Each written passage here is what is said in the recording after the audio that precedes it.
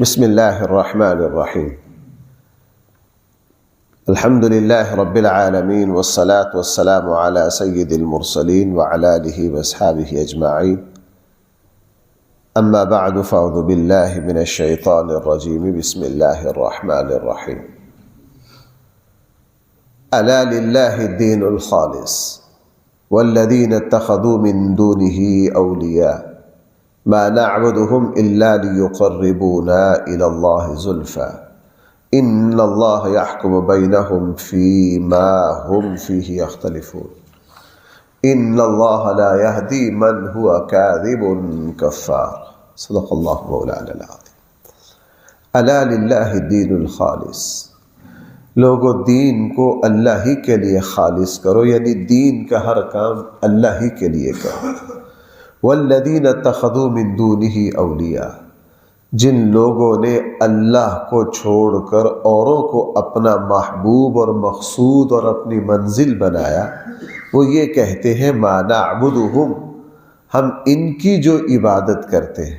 الفاظ کیا ہے؟ ما، اسی سے سمجھ جائیے کہ کتنے ما نعبدہم، ہم جو نہیں، آپ اس جو بات توجہ، وہ کیا کہتے ہیں؟ ہم ان کی جو بندگی کرتے ہیں۔ کیا؟ اسی سے سمجھ لیجیے بندگی کس کا حق ہے؟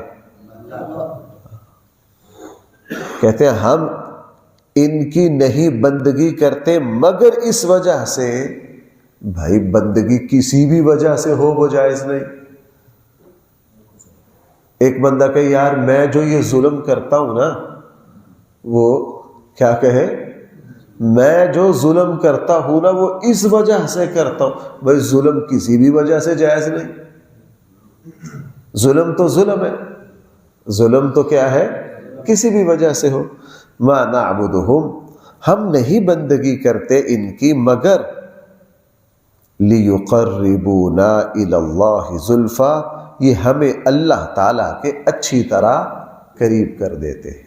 ابھی رمضان شروع ہو رہا ہے، قرآن کریم نے کیا ارشاد فرمایا؟ صحابہ اکرام نے عرض کیا اے اللہ کے رسول، ہم اللہ کو ہر وقت پکارتے ہیں، ہماری اللہ سنتے ہیں، کتنی دور سے سنتے ہیں، کتنی قریب سے سنتے ہیں، ہمیں پتہ بھی چلے۔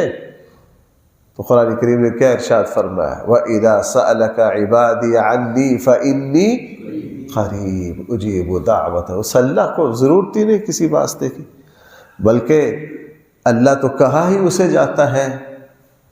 مجھے وہ شعر نہیں یاد مولانا خواجہ مجذوب رحمہ اللہ کا، کہ اللہ تو ذات ہی ایسی ہے کہ یوں سر جھکایا اور اللہ سے رابطہ کر لیا، یوں سر جھکایا اللہ سے کیا کر لیا؟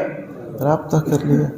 ان اللہ یحکم بینہم فیما، بعض لوگوں کو میں نے دیکھا وہ اپنی گدی چمکانے کے لیے نا ہر چیز میں یہ کہتے ہیں جناب تم براہ راست جا ہی نہیں سکتے جب تک، وہ کہتے ہیں نا کہ آپ حج اور عمرے پر جا ہی نہیں سکتے جب تک ٹریول ایجنسی والے کے سامنے دھکے، تو وہ بھائی وہ پھر اللہ تک ٹریول کرنے کی ایجنسی ہے، باقی اور کوئی چیز نہیں۔ میں نے خود ایسا بیان سنا اور خود اپنے لوگوں کا سنا کہ آپ اب میرے پاس آ جاتے ہیں، ایک خاتون کا فون آ گیا، مفتی صاحب مجھے حزب البحر کی اجازت دے دیں۔ ایک مرتبہ کسی کی، وہ بھی شاید خاتون تھی، حسن حسین کی اجازت دے دیں۔ اگر وہ کیا بلا ہوتی ہے اجازت، اس میں کوئی شک نہیں، محدثین کی طرف سے حدیث کی روایت کی ایک اجازت ہوتی ہے۔ میں نے ان سے پوچھا کہ اس کا کیا مطلب؟ ہم جب بھی کسی بڑے استاد، اگر ہم کوئی بڑے عالم مل جائے حدیث کے، تو ہم ان کی خدمت میں درخواست کرتے ہیں مجھے 10 اساتذہ سے اجازت حدیث ہے کہ جی میں آپ کے سامنے بخاری کی 2-3 روایتیں پڑھتا ہوں، آپ مجھے اپنے شاگردوں میں شامل کر لیجئے اور اپنی طرف سے تمام اساتذہ سے جو اجازت حدیث ملی ہے وہ دے دیجئے۔ وہ اجازت ایک برکت کی چیز ہے۔ کیا؟ مثلا کوئی بڑے عالم آئے، کوئی بڑے قاری آئے، ہم نے کہا جی آپ میرے استاد درجے کے ہیں، میں آپ کے سامنے قرآن کی 2 آیتیں پڑھتا ہوں، آپ مجھے مثلا بہت بڑے قاری اب تو فوت ہو گئے، پاکستان تشریف لائے، میں وہاں موجود تھا، جو ان کے میزبان تھے وہ اپنے بیٹے کو لائے، ان کا بیٹا کو 12 سال کا تھا، تو انہوں نے بڑے قاری صاحب سے درخواست کی کہ آپ بڑے استاد ہیں، میرا بیٹا آپ کو 2-3 صورتیں سناتا، آپ ان کو بھی اپنے شاگردوں میں شامل کر لیجئے۔ وہ بڑے خوش ہوئے، انہوں نے 1-2-3 جگہ سے بڑی خوبصورت تلاوت کی۔ تو وہ جو مصر کے بڑے قاری تھے، وہ تو ازہر کے بڑے استاد ہیں، انہوں نے فوراً جیب سے کارڈ نکالا اور اس پر لکھ لیا کہ یہ عزیز میرا شاگرد ہے۔ یہ کیا ہے؟ یہ تو ایک نسبت کی چیز ہے، یہ تو ایک برکت کی چیز ہے۔ میں یہی اجازت سمجھا کہ یہ جو مجھے کہہ رہی ہے نا کہ آپ حسن حسین یا حدیث کی اجازت دیتے، مراد صرف یہ ہے۔ پھر مجھے خیال آیا کہ یار یہ تو علمی لوگوں کو پتہ ہے، اس خاتون کو اس اجازت کا کدھر سے پتہ ہے؟ اس سے پوچھا اجازت کیوں لے رہی ہے؟ کہنے لگا جی میں نے یہ سنا ہے اگر کسی استاد، کسی پیر، کسی شیخ سے اجازت نہ لی جائے تو یہ الٹی بھی پڑ جاتی ہے۔ واہ واہ واہ! اب مجھے سمجھ آئی کہ حدیث بھی الٹی پڑ جاتی ہے۔ حدیث بھی کیا ہو جاتی ہے؟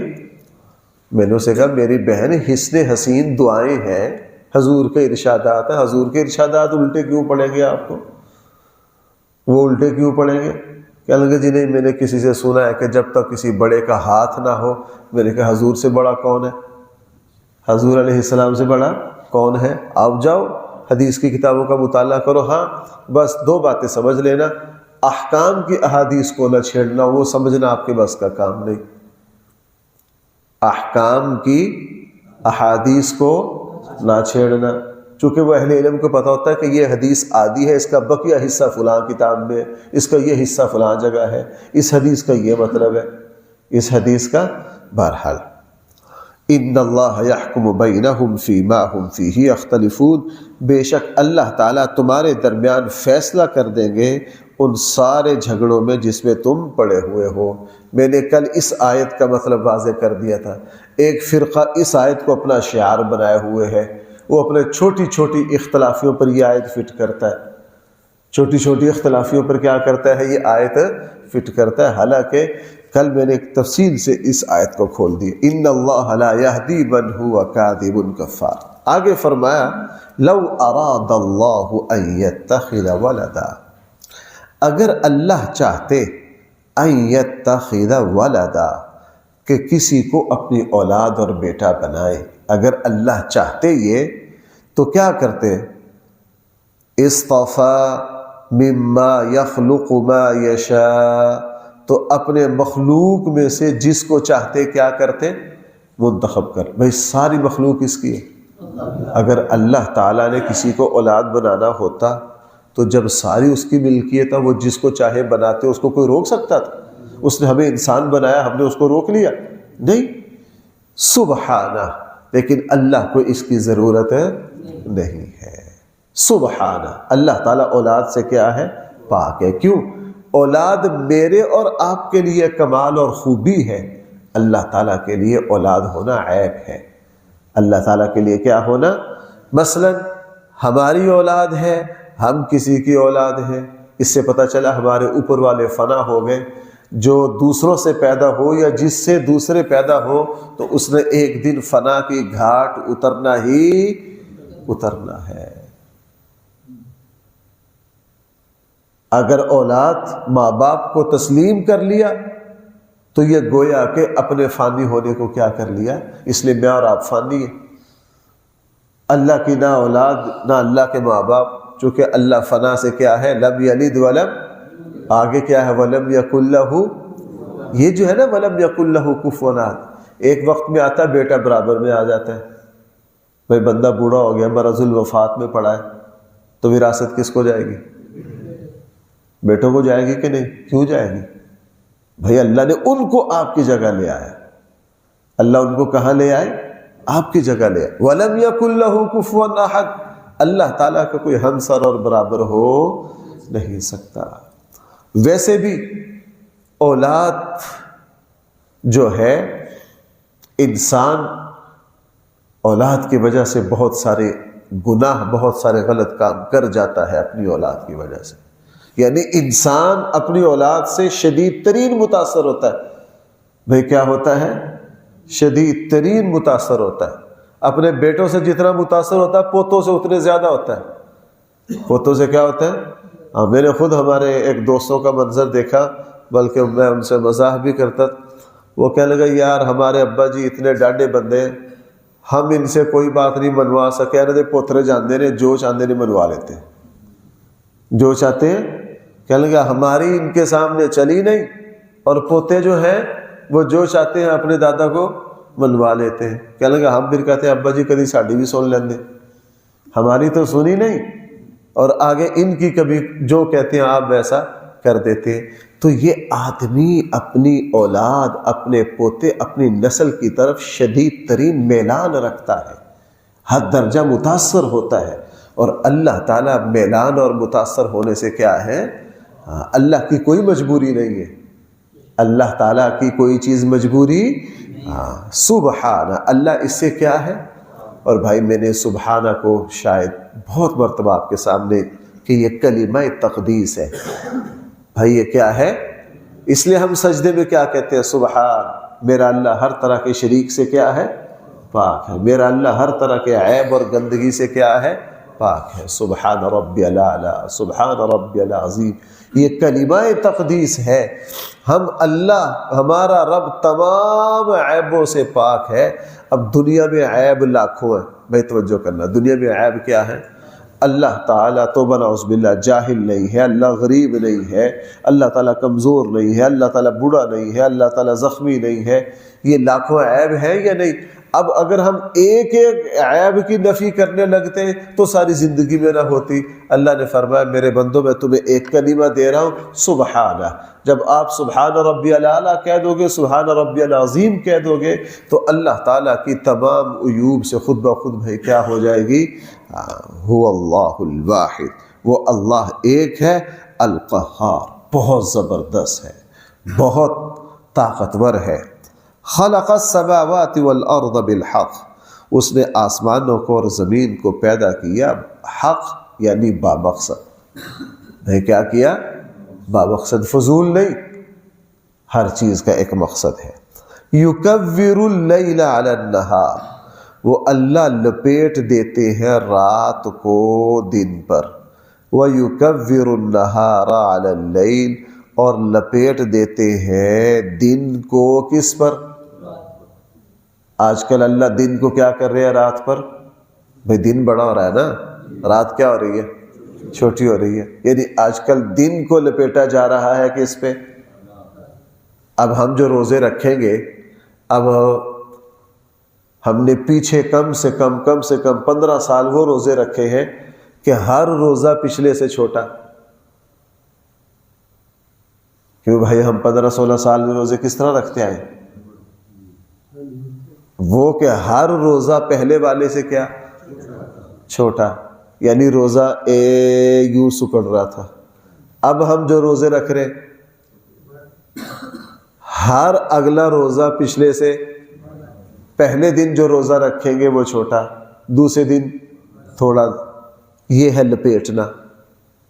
کبھی اللہ یوں لے جاتے ہیں اور کبھی اللہ یوں لے جاتے ہیں. اور یہ بھی اللہ کی, ایک مرتبہ ایک صاحب کہنے لگے کہ یار اللہ تعالیٰ شمسی اعتبار سے روزے فرض کر دیتے پکے پکے جنوری میں, کس میں؟ فروری میں. لوگ سوال کرنے والے تو کچھ بھی کر سکتے ہیں نا جی, کس کو روک سکتے ہیں؟ کہنے لگے پکے پکے اللہ روزے رکھ دیتے ہیں. تو بھائی جناب اللہ تعالیٰ نے روزے شمسی اعتبار سے فرض کیوں نہیں کیے؟ حالانکہ نظام شمسی بھی کس کا ہے؟ اللہ کا ہے. جنوری فروری یہ کوئی غیر اسلامی مہینے نہیں ہے, یہ بھی کیا ہے؟ اللہ ہی کے پیدا کردہ ہے نا. لیکن اللہ نے سورج کے اعتبار سے روزہ فرض نہیں کیا. کس اعتبار سے کیا؟ چاند سے. کیوں؟ تاکہ اس امت کی جو اوسط عمر ہے نا 60-70 سال, 60-70 سالوں میں یہ ہر موسم کے روزے رکھ لے. یہ کیا کرے؟ اب ماشاءاللہ جن حضرات کی آمے سے 70 سال عمر ہے ان سے پوچھئے, انہوں نے سخت گرمی کے بھی, سخت سردی کے بھی, موسم بہار کے بھی, موسم خزاں کے بھی, ساون کے بھی, ہر موسم کے روزے رکھ لیے کہ نہیں؟ اور بھائی عبادت ایک ہی موسم میں ہونی چاہیے, ہر موسم میں ہونی چاہیے. ہاں یہی اعتدال تھا. اس لیے بہرحال وسخر الشمس والقمر, اللہ تعالیٰ نے سورج کو اور چاند کو مسخر کر دیا، یعنی کام پہ لگا دیا، ان کی ڈیوٹیاں. کل یجری لاجل مسمی، ہر ایک چل رہا ہے لاجل مسمی، طے شدہ مدت تک. یہ نہیں کہ یہ نظام چلے ہی جا رہا ہے، ہر چیز کی ایک لمٹ ہے. الا، لوگوں اچھی طرح سن لو، هو العزیز الغفار، وہ اللہ صاحب اقتدار ہے اور الغفار بہت زیادہ معاف. بھائی ذرا توجہ کرنا، جہاں بھی قرآن میں اللہ کی صفات آتی ہے نا، ان صفات میں بڑا، اب دیکھو یہاں ایک صفت ہے کیا؟ العزیز. دوسری صفت کیا ہے؟ انسانوں میں الٹ ہوتا ہے، جو جتنا طاقتور ہوگا، زبردست ہوگا، صاحب حکومت ہوگا، اس میں رحم اتنا ہی کم ہوگا، وہ کسی کی پرواہ نہیں کرے گا. بھائی ہمارے یہاں کیا ہوتا ہے؟ ہمارے یہاں کیا ہوتا ہے؟ جو حکومت مضبوط ہو جائے، یا جس حکومت کی اوپر والوں سے اچھی سیٹنگ ہو جائے، بس موجودہ حکومت سیٹنگ کے ساتھ چل رہی ہے، کوئی چھیڑ سکتا ہے ان کو؟ کہ کسی کی پرواہ کر رہے ہیں؟ ان کو پتا ہم نے کون سا ووٹ لے کے آنا ہے، ہم نے کون سا. اور اگلے پاکستان کے 15-20 سال خطرناک ہے، چونکہ اندر سے طے ہے کہ ووٹوں کے ذریعے آنا نہیں، ایک اسپیشل دروازے کے ذریعے آنا ہے، اسی دروازے، بہشتی دروازے سے جنت میں جانا اور بہشتی دروازے سے، کیوں بھائی یہی ہو رہا ہے نا. تو جو اس طرح کا با اختیار ہو جائے وہ پھر کسی کی نہیں سنتا. انسانوں میں یہی ہے. 4 بھائی ہے نا، ایک بھائی مالی اولاد ہر اعتبار سے خود کفیل ہو جائے، اپنے بھائیوں کو نہیں پوچھے گا. بھائی میں غلط تو نہیں کہہ رہا، وہ اپنے بھائیوں کو ہرگز نہیں پوچھے گا. انسان جتنا با اختیار ہوتا جاتا ہے، دوسروں کی پرواہ نہیں کرتا، کیا ہو جاتا ہے بے لگام. اللہ سے بڑا العزیز کوئی ہے؟ وہ کسی کا ایک بال کے برابر بھی محتاج ہے، لیکن اس کی شان دیکھیے، الغفار، مبالغے کا صیغہ ہے. الغفار صرف معاف کرنے والا نہیں، بہت زیادہ معاف کرنے والا. یہ اللہ ہی کی ذات میں جمع ہو سکتے ہیں، انسانوں میں یہ دونوں باتیں جمع نہیں ہو سکتی. وہ العزیز بھی کامل ہے اور الغفار بھی کیا ہے؟ کامل ہے. حقیقت ہے یہ دونوں صفتیں بیک وقت کسی انسان میں جمع نہیں ہو سکتی. ایک ہی وقت میں تو سرے سے جمع ہی نہیں ہو سکتی. ایک بندہ جس وقت ظلم کی کیفیت میں ہوتا ہے، رحم کی کیفیت میں نہیں ہوتا. اللہ جل جلالہ ایک ہی وقت میں العزیز بھی ہے اور اسی وقت میں کیا ہے؟ الغفار بھی ہے. ایک ہی وقت میں غفور الرحیم بھی ہے اور اسی وقت میں کیا ہے؟ جبارو. ہاں اللہ توبہ نعوذ باللہ، ایسا نہیں کہ کبھی اللہ توازن کھو دے کہ جی آج کل غفار اتنے چل رہے ہیں کہ سبھی کو معاف کیے جا رہے ہیں، اور اگلے 2 مہینے میں اللہ عزیز ایسے ہو گئے کہ سب کو پٹخ رہے ہیں، کسی کی پرواہ نہیں کر رہے. نا نا نا نا نا، اللہ کی عجیب شان ہے. کل یوم ہوا فی شأن، اس کی ہر روز ایک اپنی شان ہے. ہم تو سچی بات یہ ہے کہ ان کیفیتوں کو پوری طرح سمجھ بھی نہیں سکتے. یہ کس کی شان ہے؟